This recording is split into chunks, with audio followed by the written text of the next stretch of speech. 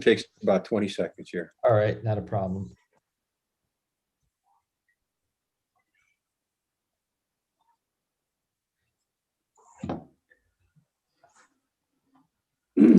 There we go. All right. We're Yep, good to go. All right, I'd like to call to order the May 17th, 2021 City of Glensville Zoning Board of Appeals meeting. And the first order of business on the agenda is the approval of the minutes from the April 19th meeting. As they're written, I didn't see any changes that need to be made.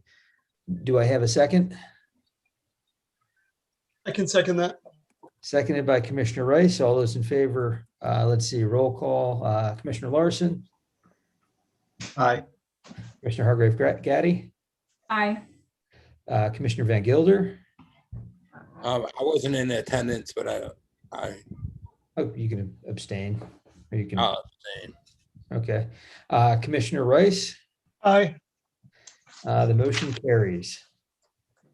Let's see here. Can I ask a quick question? Peter, do you need to do your announcement for prior to the It's not meeting? necessary at this Legal? point. You can go right ahead and continue. Okay. First on the agenda is area variance 20-0037. Diane and Anthony Pirelli, owners of tax map 302.19-22-16, commonly known as 17 Shippey Street. It is for a variance on a fence that was already installed. It's been tabled since, I believe, the November 16th meeting. And I know Chris Vanderzees met with the Pirellis to try to figure out some options, what could be done. The board in the past has not been as really hasn't approved or looked at fences that encompass the house. And we were looking for some way to compromise or find some way that makes the fence work in some fashion. So Chris, can you share, or can the Pirelli share what you've discussed and come to? Sure, either or. And I did send you a letter earlier with my findings. Yep. With neighborhood letters. I don't know if you shared them Yeah, or I'll not. read those into the record. Yep. I met with them on Saturday. And first off, I was amazed. Their yard, they're in an R2, I believe the zoning, but which is, it has a minimum lot size of 10,000 square feet. Their lot size is 2,546 square feet. So their lot size is actually a quarter the size of a normal lot in there. So walking the property with them and trying to figure out, there really isn't a lot you can do. There's no room. It's 12 feet at where it starts on facing Shippey, but then the house juts out. They have a shed back there. There's really no room in that side yard at all. So I did not come up with a solution how you could move the fence or do anything and still have any space, just due to the size of the lot. Yeah, it's a very small lot, and that's what we had said before when, they wanted to have it moved in 12 feet or whatever. It'd be right in our back window. It's not a big area. And that's R2, you said, I believe? Or maybe it's R1B, whatever. It's in the letter I sent you. Yeah. I think it's R2. Ed, you should have gotten a copy of it also. I did as well. Yeah.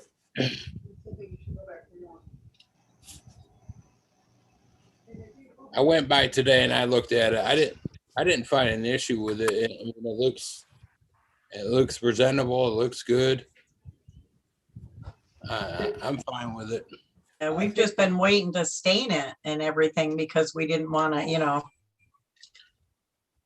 Yeah, the concern that the board has had in the past, and I'll just speak for myself and other members of the board can speak, is the idea of fencing off almost 2/3 of the house cuts off the character or the flow of the neighborhood. I think there was some intention behind the fence law that was put in place so that you didn't have houses encompassed in with a fence going around the majority of the house, where it cuts off kind of the flow of the neighborhood, or, you know, creates a barrier. If it was a lower fence or even a see-through nature, it helps mitigate that. But the issue we've seen come before this board in the past, and where the board hasn't been as favorable, is when it envelops the house. I think our history has been to approve homes or fences that come up to the back end of the house and not encompass 2/3 of the house. And that really was the issue here. And hearing what Chris is saying and what you've said, that doesn't sound if it's practical, but certainly I'd invite the rest of the board to comment on this.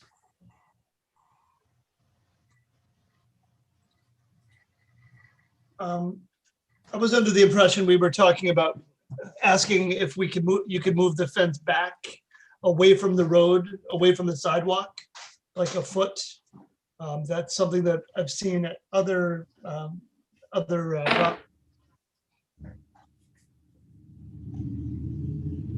Yeah, we don't have a problem with moving it back a foot. I mean, that's, you know, that gives, it's probably, I think Chris measured it. It's not, you know, right on the sidewalk, but there is, you know, it could go back so that it would make it an even foot. It's probably about 6 It's under 5 inches. inches. Yeah, I was gonna say it's probably under 5 Probably inches. another 6 inches, and it would be that total foot off from the sidewalk.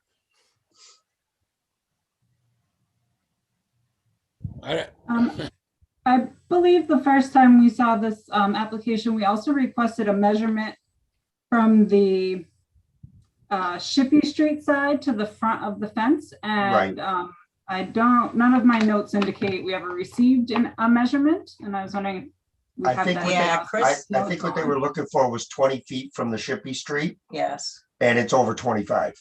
Okay, thank you. Okay, yep, no problem.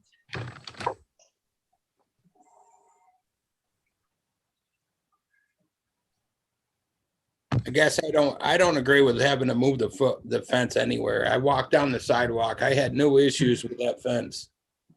No, there really is no issues. Our neighbors have no issues.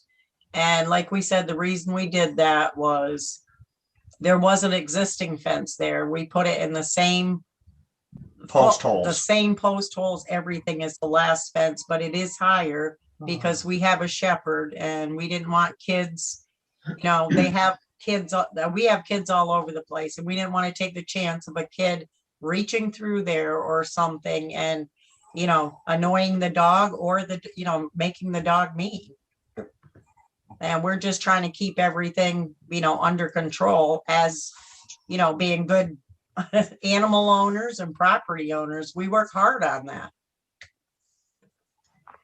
And we're not trying to, you know, break any laws or anything else. We're just trying to protect our property. Like I said, the neighbors have no problems. And the only other major concern that I see is because of the pitch of the house with the slate roof, the snow slides off the roof. And what happens is if we had a 3-foot fence out there and you get a foot of slide that comes off the roof in the winter time, it'd be like you stepping on a curb for a dog to get over that fence. Where he doesn't have that, that removes all that problem right there, because that's where we get off the main pitch of the home on that one corner. You know, whatever's up in the yard or in our driveway, you know, which we tackle along with the cars and everything, because we don't have a garage or anything. So it can be fun when we get a good snowfall.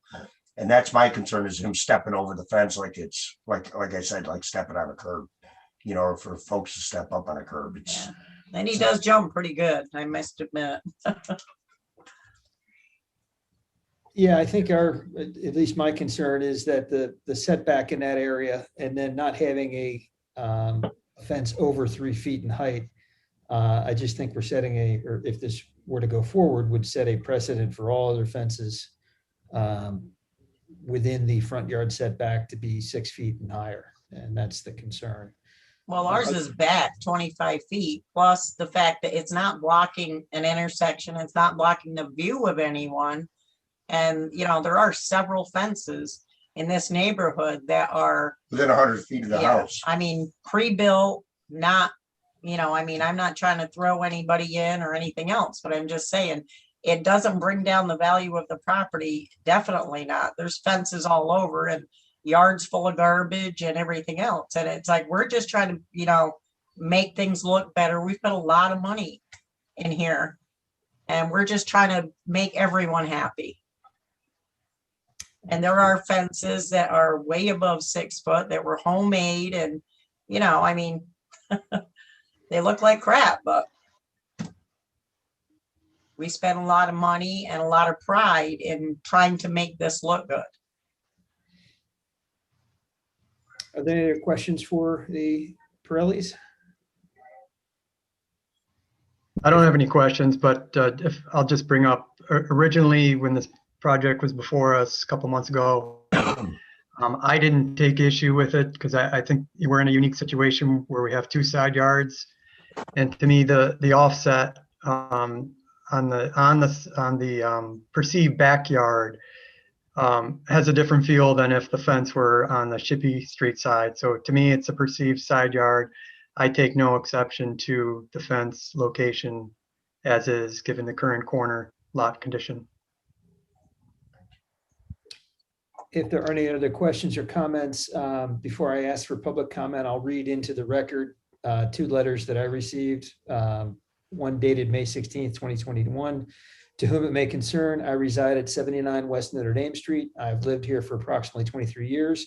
I walk past the Pirelli's residence most every day. I do not find his fence to be uncharacteristic with the neighborhood. There are several similar fences within the neighborhood, signed Sandra Mancini.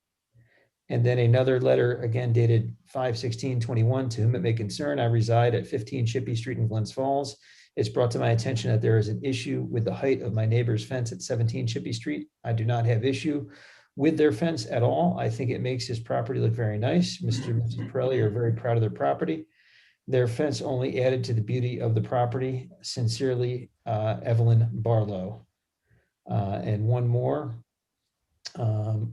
I'm writing this letter in regards to 17 Shippey Street, Glens Falls, New York, 12801. It is in our opinion that the fence looks great and we have no disagreement with the appearance or placement. Tony and Diane Pirelli have spent a lot of time and money improving the appearance of their property. In return, we as neighbors are investing back into our homes. We live in a nice neighborhood and it is people like them that are helping to keep it that way. We would like to also add that we already see our property value increasing, not decreasing. I do not agree. Hold on a second.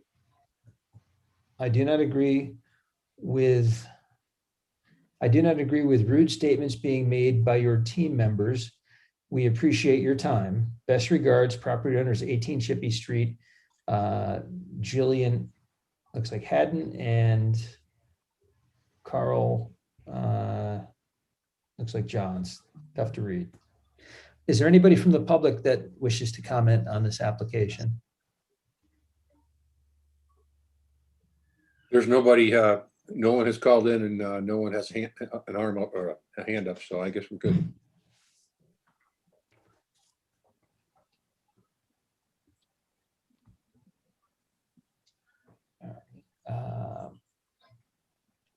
No referral to county board needed. The planning board for secret, it's type 2, no review needed. Would anyone care to make a motion? Make a motion. Commissioner McDonald, I'll second it. seconded by Christopher Van Gilder. That's in favor, correct? He hasn't made his motion yet. Yeah, the motion would be in granting them the variance to keep the fence as is. Thank you. Thank you. And we have a second from Commissioner Van Gilder. Yes, that's correct.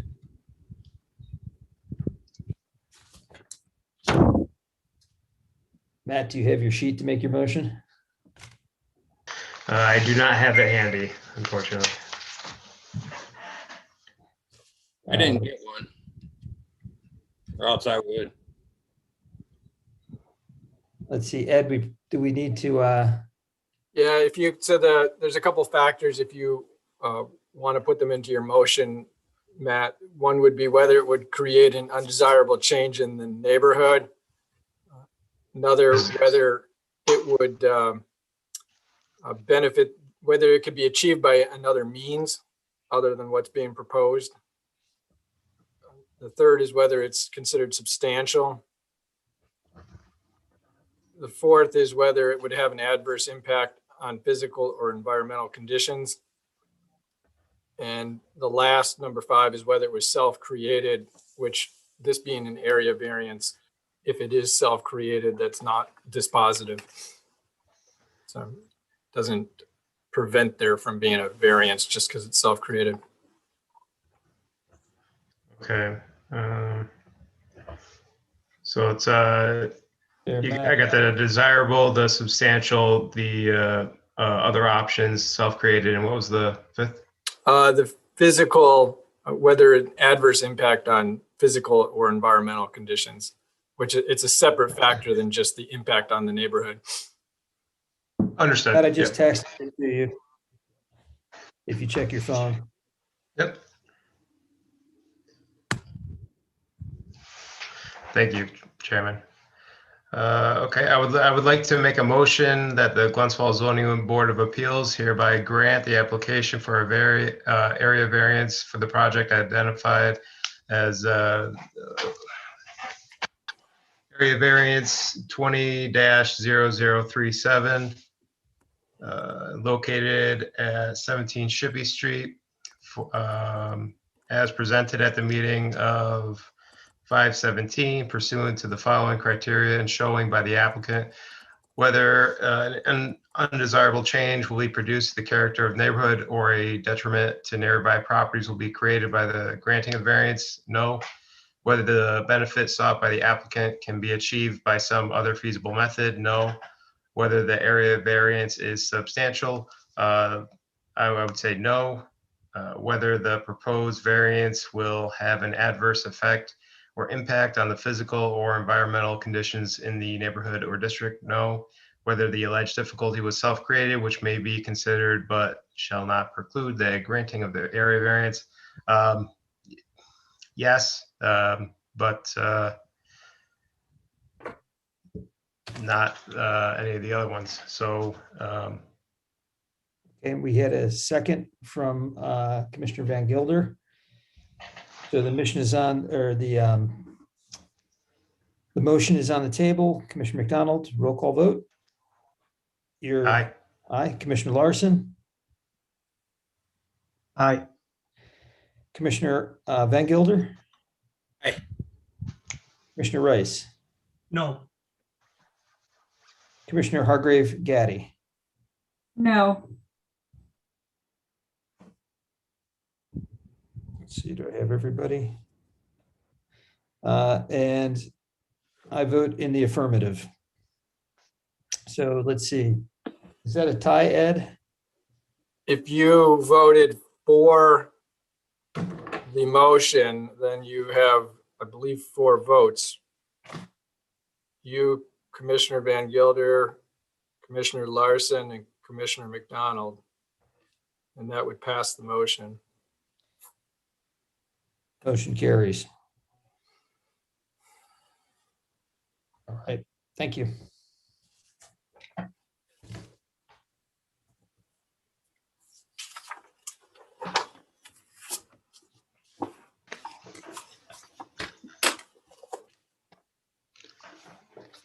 Next up is area variance 21-0014, Jane Murray and Justin Murray, owners of tax map 302-1224-4, known as Flandreau Street, 17 Flandreau Ave, Janie Murray and Justin Murray. And we, I believe, tabled this the last time because we were waiting for the county response. And the county came back and there was no finding. The county, just a point of clarification, county didn't give any response Right. on no this one. response. Right. But the 30 days is run, so you can proceed. Okay. And this was for approval of lot coverage from 50% to 61 to allow for an addition in the rear of the house. And we reviewed this application last meeting. Um, Are there any questions for the applicant? Is the applicant here? I'm representing the applicant, the designer, Maggie Stein. My major question and concern is related to stormwater. We have, an MS4 city, we have overflows, we have standing water on our roads, oftentimes due to impervious surfacing. And this, we're covering almost the entire lot with this addition. I understand it's already exceeding the lot coverage, but has there been any consideration for infiltration or any stormwater or green infrastructure techniques on the property? Not as of yet. We haven't gone to construction documents yet, but I can definitely talk to the contractor about adding some stormwater mitigation if it's something that they can do within their budget. The side yards will be still pervious, but there really isn't much right now anyway. This is replacing an existing porch, so we're just going out a little bit more. But I can bring it up with the homeowner and we can talk about it. Thank you.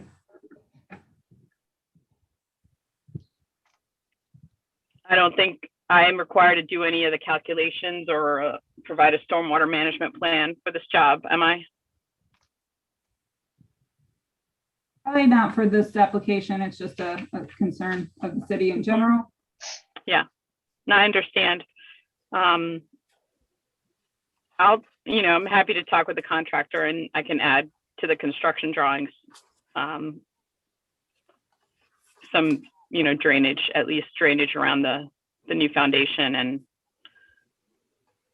But I don't, as far as having them put in any serious retention, I don't think there's any space for it or, but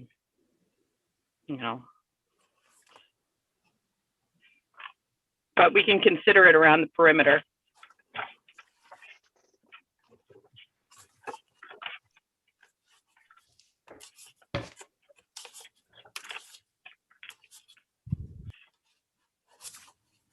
Are there other questions for the applicant?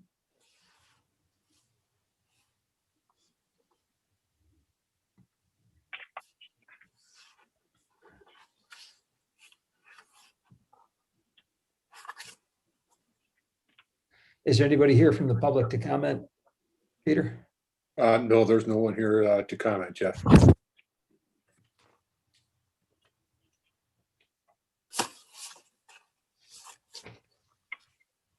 For secret purposes, it's type 2, so no review.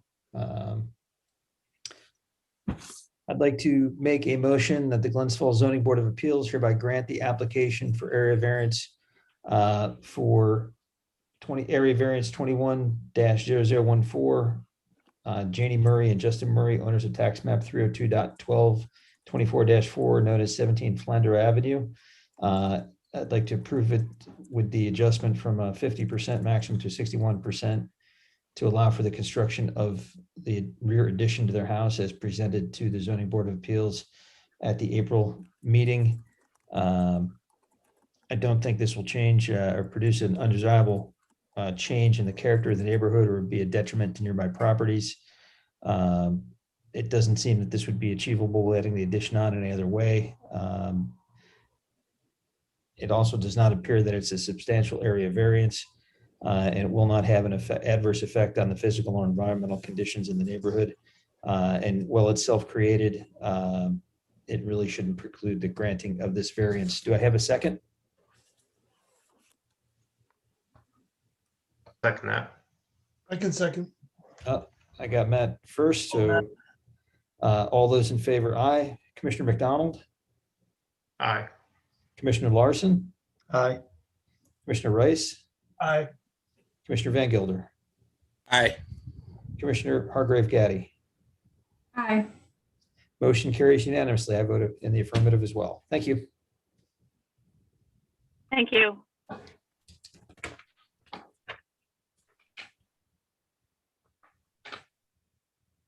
All right, next up is area variance 21-0020.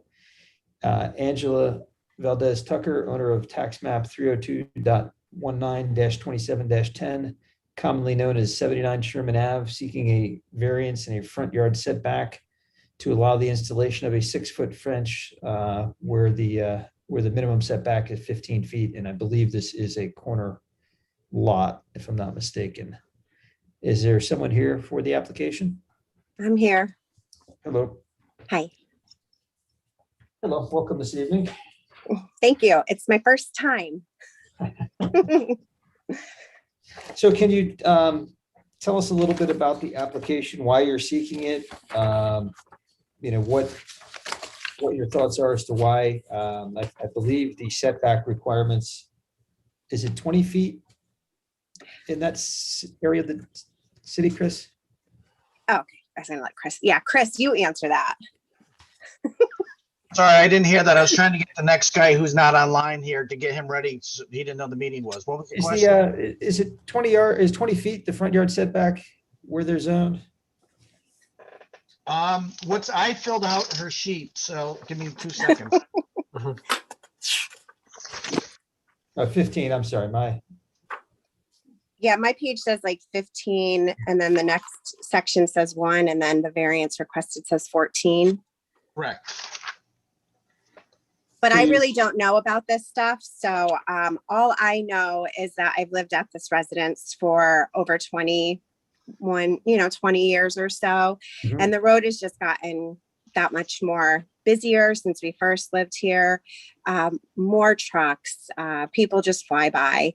And I have a corner lot. So technically I have 2 front yards, which I did not know that was the technicality. So I was just looking to fence in my side area, which would be on Liberty, to allow more room for my children to play safely.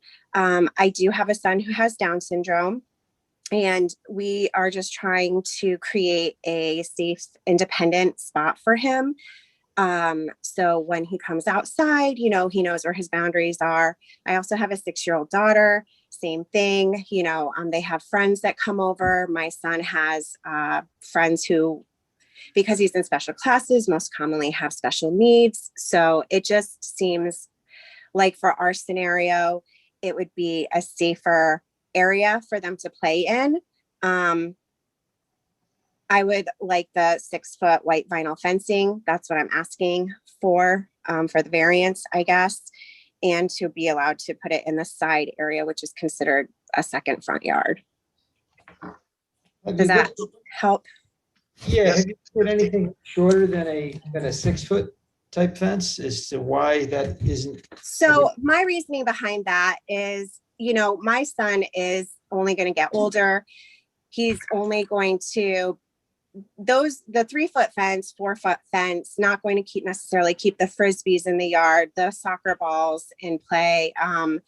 And I sent a little video, I sent an email in a little while ago just to show that, we do have bigger vehicles coming through here. Like when I first moved here, the Addisons lived on the other side of us, and they were pretty active in coming to these meetings. So they would make sure that, certain vehicles weren't necessarily allowed on our street, or they got the stop signs or the red light put in. They're very active, and unfortunately, since their passings, there's just nobody really, I don't think, there to kind of keep the street more as low key as it used to be. And it could be just the population has changed as well. I mean, I've been here 20 years. Mm-hmm. So for me, I've never asked for anything. I've just, keep to myself, just trying to work. I want to just, like I said, have that taller fence to keep the things he's more active in doing inside our space, inside our area, not chasing it into Liberty, or Sherman, actually, because Sherman is, it's not like we're living in the city, like in the middle of Schenectady, but it's still a busy road. I mean, if I sat on my front porch and really recorded all the cars that went by, it's actually quite shocking how fast they go. And I don't know. I'm just trying to keep my family safe. My son, again, in respected boundaries, his friends. Because listen, as much as I can maybe control my son, some of these children that come on over here, they don't have Down syndrome. They might have other things that are a little bit harder to, contain per se. But I just am trying to keep them safe. It's a white vinyl fence. My house is a cream colored with white accents. It won't make the neighborhood, it won't look bad. I don't know all the technical words you guys use for this stuff. So I know you guys go through your checklist and I just don't know what I'm supposed to say other than that. That's my reasoning.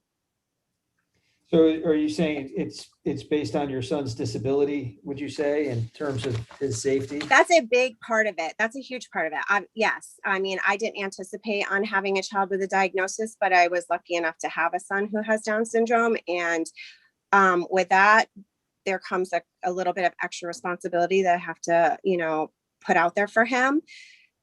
He has had incidents as he's grown up where he's been categorized as like a runner.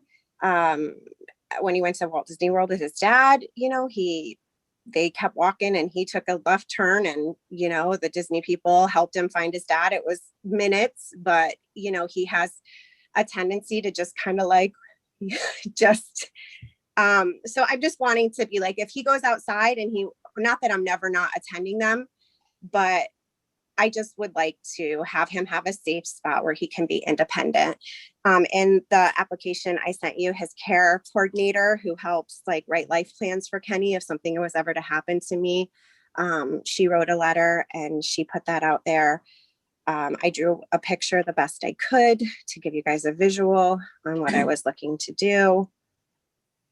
I don't think it's gonna, it's not gonna mess with water flow. It's not, all the things in here, I accidentally answered no to for you guys because I didn't know any better. So, but it's not going to upset the water flow. It's not going to, block anything. I mean, it's just going to help my children and family stay safe and give me a little bit more peace of mind.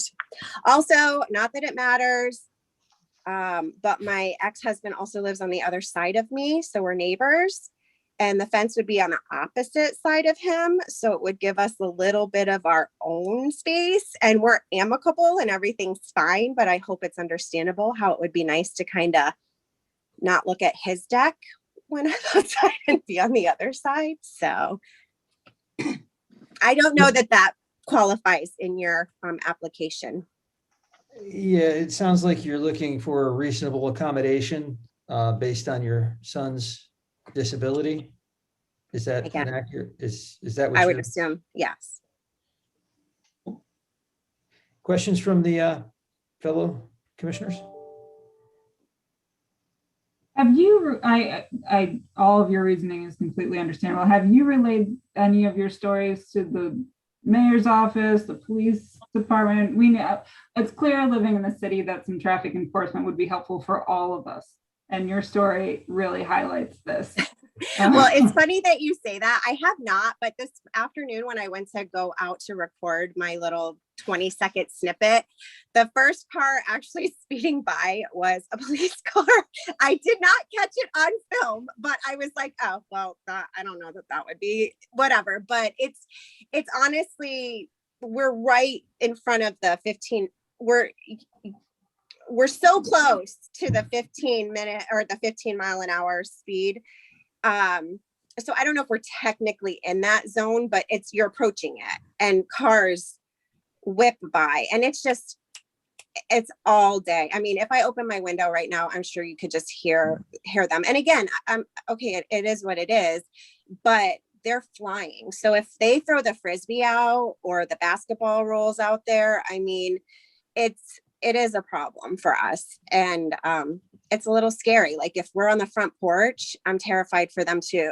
And I know that sounds dramatic, but if they're on the front sidewalk, it makes me so nervous because it just takes one of those texters that drive by 100 texters a day that could just veer off and like get one of them. So, you know what I mean? I'm trying to utilize my space the best that I can. But I have not gone to the mayor. I don't really try to cause waves. It would be nice if the patrol was there to just catch a couple people.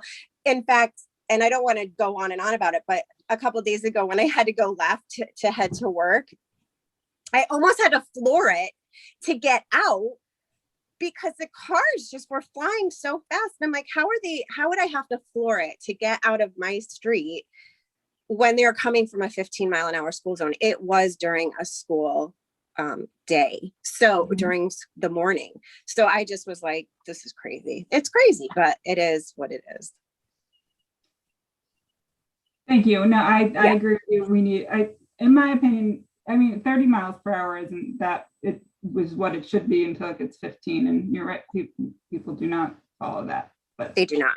And then they honk the horn at you because you cut them off or something. You know what I mean? I'm like, they're speeding. So I said it would just be fun to just sit outside with one of those guns, you know, just track their speeds. And we should get those strips out there just so they can, you know, see what's happening out there. But I'm sure they have other things to do. No, if you don't mind saying so, I don't think that there's other things to do. I think this is something that is perfectly reasonable to bring in front of the Public Safety Board for the city. I think this really fits checks a lot of the boxes at any rate to be heard. You know, I think that in this situation, would you be opposed to going to them first before building a fence? I mean, there's an amicable solution from that standpoint. I mean, I could, but I was trying to put the fence in earlier, and it sounds silly, but I had a Home Depot coupon and then I was not allowed to buy the products. And so I have another Home Depot coupon that ends at the end of the month. And with construction and, you know, things being like, can you get them? Can you not get them? It just seems like, and then every time I've delayed, then the contractor is delayed. So as opposed to getting a fence this season, it's looking like it's more going to be, if I'm allowed to have one, more towards the end of the season.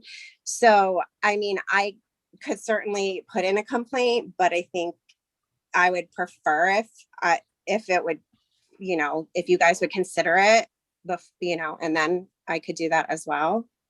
Yeah, I think one thing that we as a board have to be cognizant of is the Americans with Disabilities Act and having a reasonable accommodation for someone with a child that has a disability. And I think, you know, that may be a good portion of what the applicant is requesting here for this fence that deviates from normal zoning guidance. Ed, certainly would welcome your comment.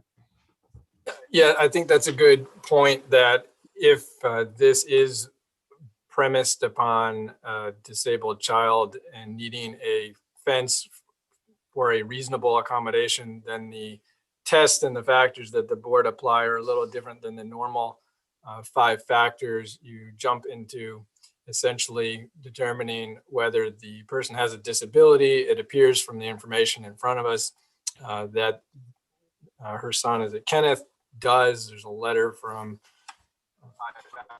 Care Design or Care Manager at Care Design. Then the next is whether this is a reasonable accommodation for his disabilities.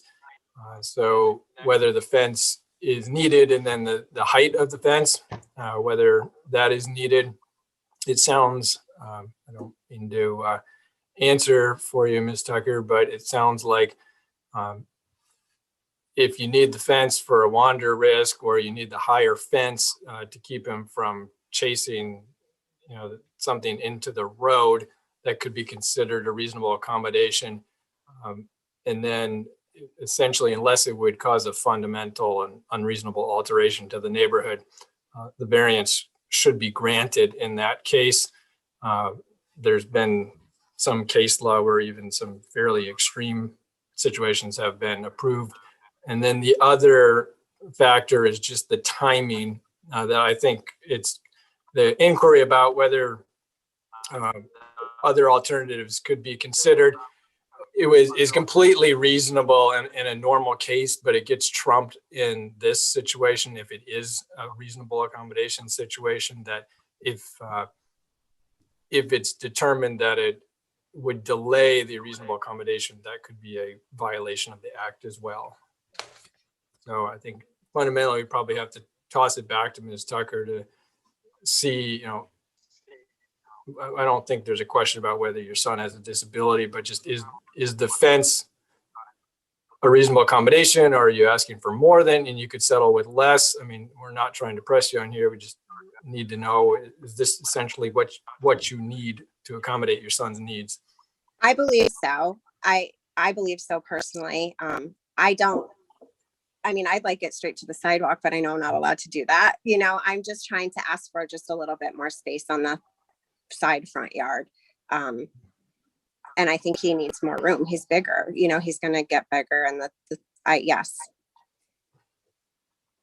But just so you know, you can ask for anything, right? And the board would then grant a variance. So one of the rules with fences is that if you're in the city, is they normally have to be built 1 foot off the sidewalk. Yeah. You can build them closer if you get a variance. So okay. I guess since you raised the issue, and I don't want to steer the board wrong with the ADA, is the 1 foot setback okay, or do you really need the fence closer? I would like the fence to the sidewalk. I just was told I wasn't allowed to have it. So I'm just trying to abide by your guys' rules and just get whatever I'm allowed to have. You're allowed to have whatever is a reasonable accommodation for your son under the ADA. Okay. Well, if you think that if everybody was okay with me having it to the sidewalk, I would love that. If nobody likes that, then I'll do the lawnmower away, or what, that foot away, or whatever it is. Do you know what I mean? I'll do whatever is voted, but I would love it to the sidewalk. But I don't want to cause problems. I would prefer we keep it as applied. As far as a reasonable and necessary to accommodate that disability, is that foot going to make that difference? I think it just gives us that little bit of space. I mean, these lot sizes are pretty small. So you're just trying to pine for whatever you can get, honestly, right? Because I don't know. I cut hair, so I keep telling everybody I know inches. Like, I'm not good with feet and stuff. So I just I don't know how much further that goes. I just know that, when I walk, I see other fences that are to sidewalks that probably were varianced or grandfathered in, that sort of thing. And I just didn't know it wasn't allowed. Right. So I just think that we have, I can't find it on here, because I think Chris helped me look it up online, what my lot size was, but it's pretty small. So again, I'm just trying to get whatever I'm allowed to have without causing trouble.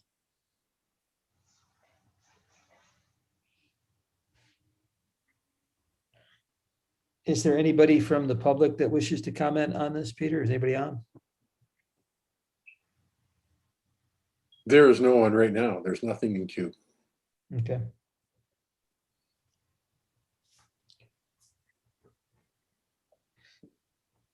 Any other comments or questions from my fellow commissioners? Angela, you're Yes. right now there's some overgrown or some large edges there. Those are going away. Thank you, Dan, for bringing that up. I have been trying to maintain them the best that I can, but as you know, that privacy fence that privacy hedge is huge. And it's been very difficult for me to find a landscaper to keep pushing it back, right? They always say, no, it's going to kill it. It's going to look horrible, blah, blah, blah. So with that being said, this fence would actually get rid of that huge privacy hedge that grows into the sidewalk that impedes sometimes, especially in the winter when we have no sidewalk with a snowbank pushed in. It's very difficult to snow blow through there, especially walk through there. So yes, those are supposed to go, obviously, so we can run that fence all the way to the driveway. Your hedges are not bothering me in the least. Okay. It also, like, it looks to me like by getting rid of those hedges, you might gain some backyard space. Yes, that's exactly it. Yes. Yes, because it's huge. It's huge. In the past, we've had some other fences where the foot was, I don't know if it was a requirement or it was just something that made people feel better about voting for it. But in this situation, it sounds like the extra room would be a reasonable accommodation. So I would be amenable to not being concerned about the extra foot. Thank you. I'm trying to think of if there's anything else, but I think that's, oh, and the other factor for me at least is that your fence, it sounds like it's going to be sort of a little bit more ornate. I forget the word as well, but it's not going to be just an off the shelf dog ear fence. No, I don't want a dog-eared one. I want like that square, it's just square with the, I don't know the word for it either, but yes, it's not going to be a dog-eared one. Yeah. Cool. Sorry. That's all I've got. Thank you very much. Okay. Yeah. So Ed, the application as it's written right now requests a foot, but it sounds like a reasonable accommodation that the applicant is seeking is to build it to the edge. In granting this variance, should we grant it with the ability for the applicant to determine? You could grant, I'm trying to think, you could word it in a way that she could build up to the edge of the sidewalk.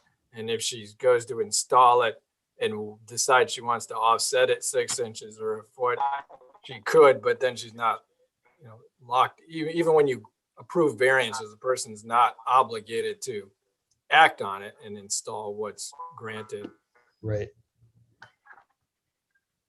I do have a question, and I'm sure it's in here and I might be overlooking it, but the actual front yard off of Sherman, how far back is that fence going to be from the sidewalk? So I don't know. Has that been measured? I could go measure it. It's behind my front porch. So if you were to look at the front of my house, I have like a walkway and then some stairs that lead up to my front porch. It's going to go behind my front porch. So on my property, I have this huge, huge tree on the corner. It's going to go, if I could have it, it would go behind that tree and butt up to behind where my porch meets the house. But we'll try to go measure that for you right now if you need to know that footage, because I'm not good at that again. Sorry. I just want to make sure that we're being thorough and making sure that we're all on the same page and on the understanding and whatnot. I think everybody's on the same page as being, wanting to accommodate your situation for sure, but just also have the full extent of what the expectations are. Okay, they're saying from the road, from the sidewalk or from the road? From the road, it's about 28 feet. Okay, so the sidewalk, what about from the sidewalk? So like 25, 23? Yeah, probably about 24, something like that. Okay, all right. Does that help? Okay. Yeah, I think it was probably just important just to get that on the record, just to, Sure. so we're all being thorough about it.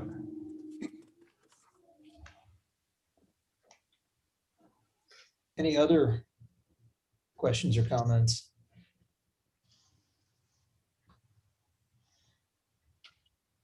This is type 2 for seeker, so no review. All right, I would like to make a motion that the Glens Falls Zoning Board of Appeals hereby grant the application for an area variance to the project identified as area variance 21-0020, Angela Valdez Tucker, owner of tax map 302.19-27-10, commonly known as 79 Sherman Ave, that she's given a variance for the front yard setback to construct a fence up to the curb if necessary. Looking at the test here, whether an undesirable change will be produced in the character of the neighborhood. I will say for the record that my feeling is that fences around the house, particularly on a corner lot like this, do detract from the characteristic of the neighborhood when they're 6 feet high. But due to the fact of her son, this is a reasonable accommodation. It doesn't seem that the applicant would be able to achieve this by some other means. And while the area variance is substantial, again, we're making a reasonable accommodation for Angela, for her son. Whether the proposed fence will have an adverse impact on the physical or environmental conditions of the neighborhood, it doesn't appear that it will. And although this is self-created, again, this is due to the fact that we're making a reasonable accommodation under the Americans with Disabilities Act. Do I have a second on the motion? I'll second it. Can I just make a quick edit? You said up to the curb. When you say inside the edge of the Inside the sidewalk. sidewalk, yeah. Yes. Where do I get the sidewalk? No. Just kidding. Yeah, thank you. I was thinking yes. So I would like to amend that to say up to the edge of the inner edge of the sidewalk, not to Yeah. go over the sidewalk. Yes. I'll second that. Let the minutes reflect that. Thanks, Steve. Commissioner Van Gilder? Aye. Aye. Commissioner Rice? Aye. Commissioner Larson? Aye. Commissioner McDonald? Aye. And Commissioner Hargrave Gaddy? Hi. Aye, and thank you for that save. I vote in the affirmative as well. Motion carried. Thank you. Yay, Thank you. thank you. Thank you for your time. Thank you. It's beautiful out and I appreciate you guys being inside and doing this for us. You're welcome. All right. Next on the list is area variance 21-0021. Theodore Arnstein, owner of tax map 303.17-1-4, commonly known as 46 Cherry Street, seeking a variance for 2 front yard setbacks to allow for the subdivision of this parcel into 2 lots. Mr. Arnstein, are you? I think I saw you on. Yes, I am here. Could you, Hear me? yep, can hear you. Can you tell us a little bit about your application? Can't see you, but I think I can hear you. Having a difficult time hearing you. Okay, you can see me? Can't see you. Anyways, Not hearing anything. I think his video is frozen. can you hear me now? Yeah, you keep fading in and out. You may want to log in and out.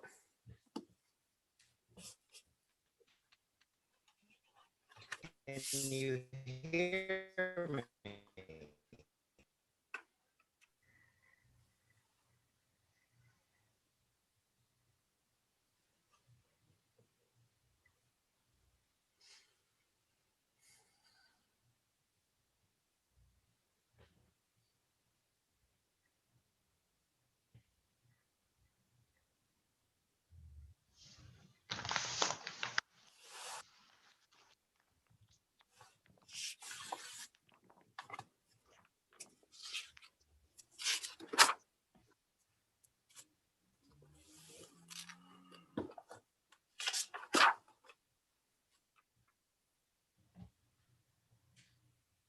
There you are. We can see you. Now can we hear you?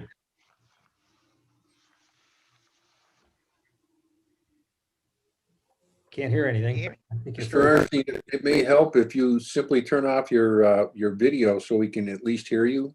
You can, down in the lower left-hand corner where it says stop video, keep your microphone on, but try that. How's that? Can you hear me now? Can you hear me? momentarily we could. Can you hear me now? Not really. Do you want to have, you can have Zoom actually Can you call hear me? you, or you could dial in on your phone. I'm not sure if you're going through the internet for this, but it sounds like you might be. Yes, it could be a dial-up interface. That's why I'm not sure. I have my phone. If you have- Is it Pete? Can you call him or? On my phone, okay? Are I you can call using, him. I can are you call him, using- but I can't connect him myself. He has to call in to be able to connect. I could dial him on my phone and put it on speaker, and then it would pick up for everybody else. Could try that. Go ahead. Have his Let's- number? I think so. I can do that also if you want to keep it live mic, and I'll just hold mine up. There, it's ringing. That would work, Chris.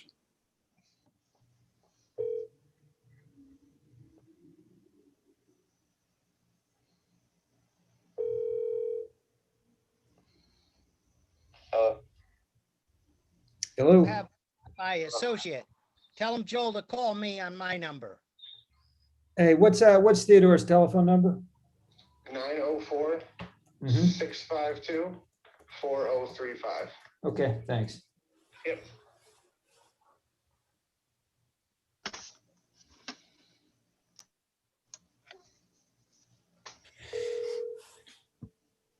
Hi. This number is used RoboKiller to screen your Now? call. Please say your first and last name, and I'll try to connect. Jeff Perner. Thanks. What's the purpose of Can your you hear call? me now? Calling Theodore.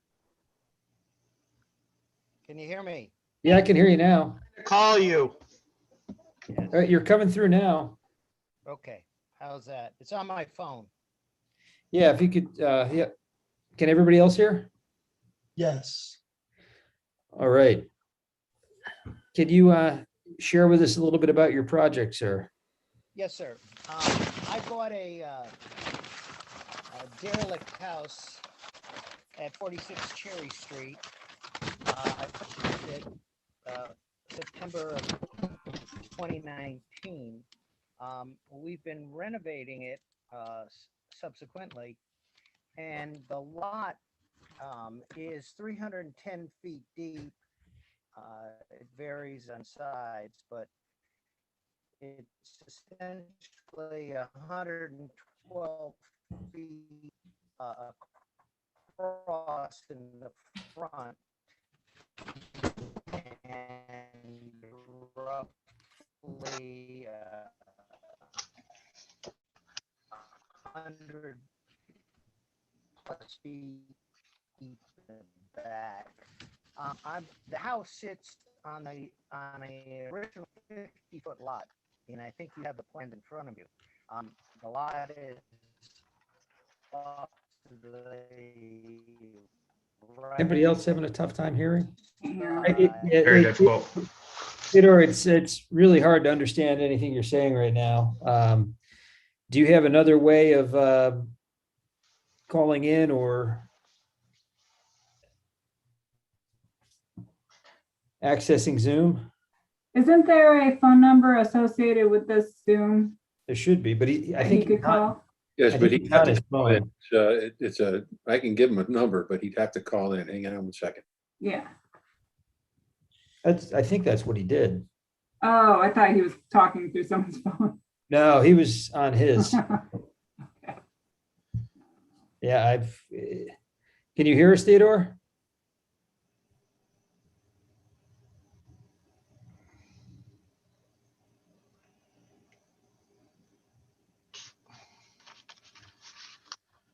I've been very involved with this project, helping him get to this point. I can answer questions. I don't know what's allowed or not, but Yeah, if we don't hear from the applicant though himself, I don't think that we can. Looks like you got a good connection here. Mr. Arnstein, go ahead.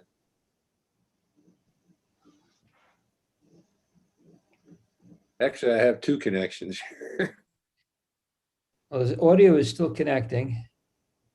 Yes, but the last video he just tried, it was a full video. So I think this might do the trick right here.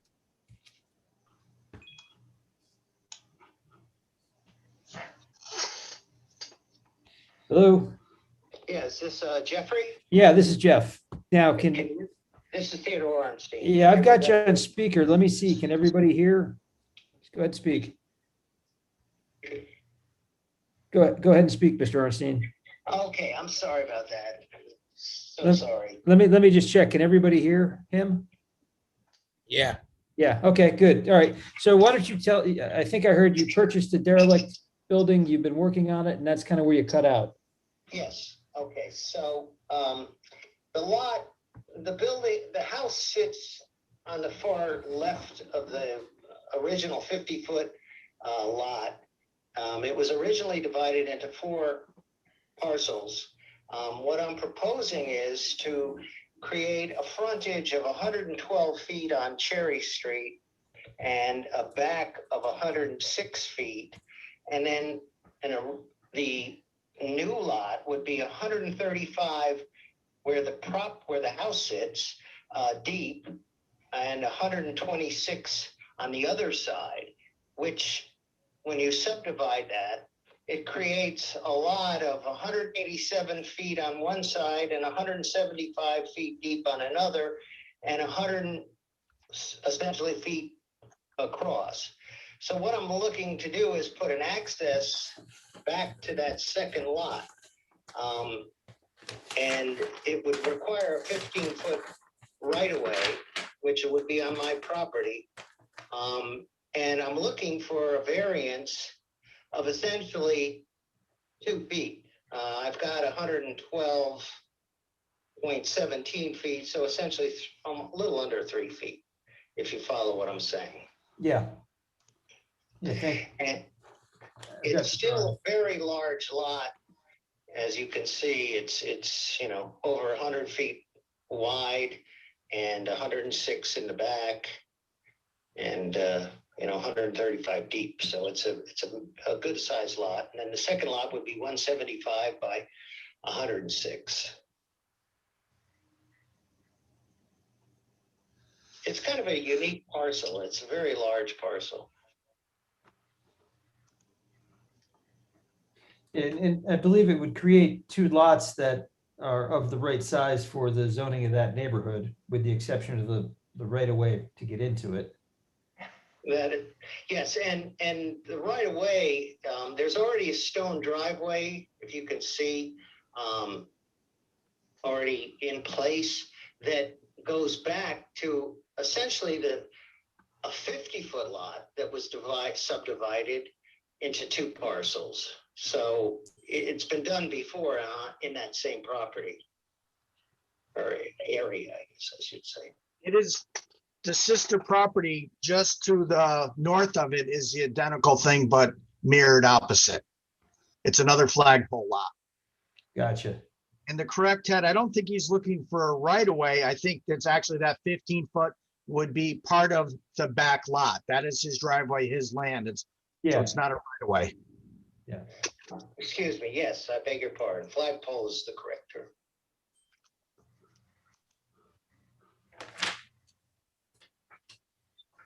Questions? I don't have any questions. I don't either. I guess I do. The subdivision plan does call that 15-foot wide access way. It calls it a right of way. So I think we just want to be clear on what we're granting and what is being submitted. Yeah.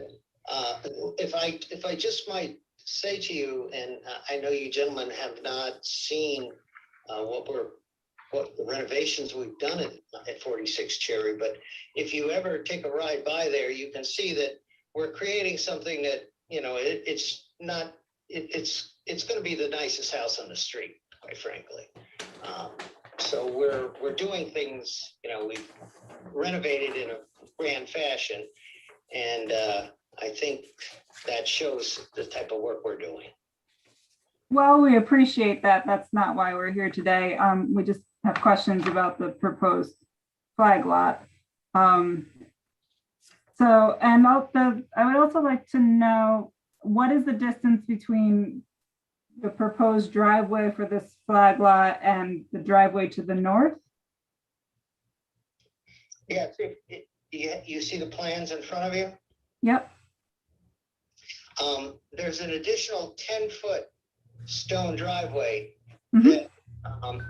that was not authorized.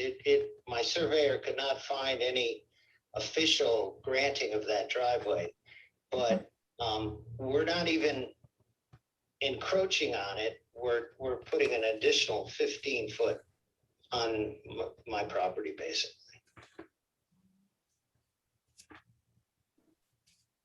But that 15 feet will be the access to the back lot, correct? Yes, ma'am. So there will be a driveway, presumably, along that 15 feet to access the back lot. Okay. Yes, it'll be adjoining the current driveway that accesses the back lot to the right of my property. Okay. You see in the double checkered line, kind of. So you're gonna have a shared use agreement with the property owner to the north? Well, as it turns out, half of that, in some portions, half of it's on my property. Okay. It was never granted access. The neighbors have actually encroached on Mr. Bernstein's property. They've come in. So that existing stone driveway is not really on the neighbor's land. It's on Teddy's land. If you've gone by, looked at the site, you notice the driveway. In that back house, part of his driveway, half of his driveway is actually on Teddy's land. But only half. So, well, there needs to be, I guess, some agreement with that neighbor. If it's showing, this site plan is showing partially on the neighbor's property. Well, if you look and see from the survey, you see where this, if you go down along that stone driveway, where that actual kind of bullseye is, that's kind of the mark where it encroaches on my property. The neighbor's driveway is on Teddy's land. Yeah, they're on my land, actually. Their driveway's on half on my property. Okay. And we could never find them being given official access, you know, with that driveway. So that dotted line where I see it says stone parking, where there's two arrows, one to the north, one to the south, and it comes back, that's actually, that is your property, but it's being used to access that parcel behind. Exactly. The cut line, the first, if you look at the street where the FIP is, and then you follow that, that's the property line. Then you look the second kind of curvature, there's a pole there. And then you go along you can see how much they're encroaching on my property with the driveway, actually.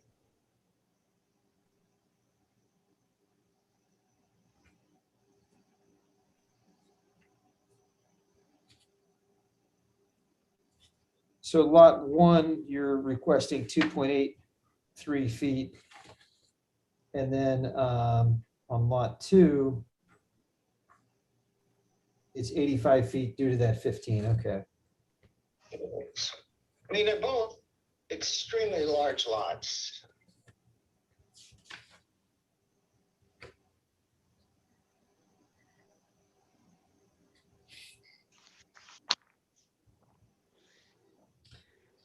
And I take it you're gonna build a house on lot two? We haven't determined what we're going to do back there, quite frankly. I want to get through the first project, quite honestly.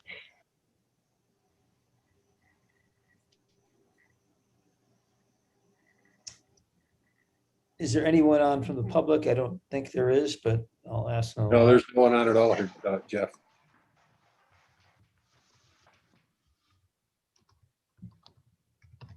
Are there any other questions, comments?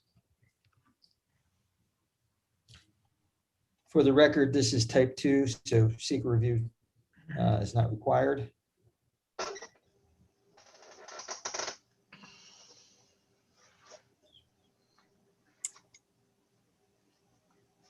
All right. I'd like to make a motion that the Glens Falls Zoning Board of Appeals hereby grant the application for area variance 21-0021. Theodore H. Arnstein, owner of tax map 303.17-1-4, commonly known as 46 Cherry Street, as presented at our meeting today on May 17th. It does not appear that this will produce an undesirable change in the character of the neighborhood or be a detriment to nearby properties. There really isn't another feasible way for the applicant to achieve this to create the second lot access. It does not appear to be substantial, and it will not have any adverse physical or environmental conditions in the neighborhood. And while it's self-created by creating this second lot, it doesn't really seem that there's any other way to access it other than to have this variance. Do I have a second on the motion? Hey, I'll Jeff, second it. could we just though clarify that and indicates that it's a right of way, the 15-foot wide? So if it's a right of way, then that affects what the variance is for. So I take no issue with the proposal, but I think the plan should match what the intent of the relief request is. So you're just looking for him to update his plan before it's built on? The I wording would on the think, plan? well, yeah, I mean, this plan says it's a right of way. So that's different than that being a separate part of that flag property. Yes, before, let me just interject for a second. Before we do anything back there, obviously, we're going to submit it to you guys for your approval. So this, yes, I do have a plan to do something back there exactly, and you'll be the first guys to know exactly what we're going to do and approve it. Next door is a duplex. I'm not saying we're building a duplex, but I'm just saying there is one currently to the right of us. So, but, you know, there's plenty of land. We ultimately will do something, and we'll do it within the confines of your regulatory body. So Ed, in terms of the concern raised by Commissioner Larson on the right of way and what we're granting here, can you offer comment or remedy to this? Yeah, my comment would be, I think it's a valid issue. And I think everyone seems to understand that the proposal is actually to make that flagpole part of the lot, part of lot 2. So if you could get that into the motion, that despite the reference, the verbiage of right of way on the plans, you're actually granting a variance for that to be part of the, what's labeled as lot 2. And then just so everyone, I mean, everyone knows this, but this is the first step, and then the applicant would have to go in front of the planning board for actual subdivision approval. But I do understand what Commissioner Larson's saying, that it's a little bit confusing the way it's depicted on the plan with using the term right of way, but that doesn't appear to be what they're seeking. So it would not be a proposed right of way. It would be actually making that 15-foot strip of land part of parcel 2 in terms of granting the variance. That's what I'm understanding the applicant's asking for. I think Mr. Vanderzee concurs, right? That, okay. That is exactly what it is. So you don't have to make him revise his plans, just make your motion reflect. Yeah, I'd like to make sure that the record shows that the motion being offered is to have that 15-foot access to Cherry Street be included in parcel 2. And the variance being granted for lot 2 is that 15 strip where we're granting an 85-foot variance requested for lot 2. If the record could reflect that. Commissioner Larson, does that satisfy your concern? Yeah, that sounds good. All right. Do I have a second on the motion? I'll second it. Okay, thank you, Commissioner Van Gelder. Commissioner Van Gelder, how do you vote? Aye. Aye. Commissioner Rice? Aye. Commissioner Larson? Aye. Commissioner McDonald? Aye. Commissioner Hargrave Gaddy? No, I believe this application is incomplete. And I vote in the affirmative. The motion carries. Thank you, gentlemen and ladies. Thank you. That is it for business on the evening. I'd like to make a motion to adjourn the Glens Falls Zoning Board of Appeals. Do I have a second? I'll second. Second. All those in favor, aye. Aye. Aye. Thank you. Motion carries. Have a good evening. Question for you, Jeff. Appreciate everybody. Thank you. Jeff, can I ask you a question? Sure, yeah. So in that first one with Pirelli, we had 4 votes for and 2 votes against. Are we not required to have a majority? 4-2 would carry in that. If if we had a tie, it would not have passed. But like if we have a 9-seat board, would we not need 5? I think we can only have 7. Yeah, you can only have 7 members. Right, it's a little bit different because of the ZBA. Because you have 7, you need an affirmative vote of 4 Okay, to pass it. Yeah, it's a little bit different with the planning board. Gotcha. Okay, thank you. All right. Thanks. Have a good evening, everybody. Good night, guys. Everyone, have a nice evening.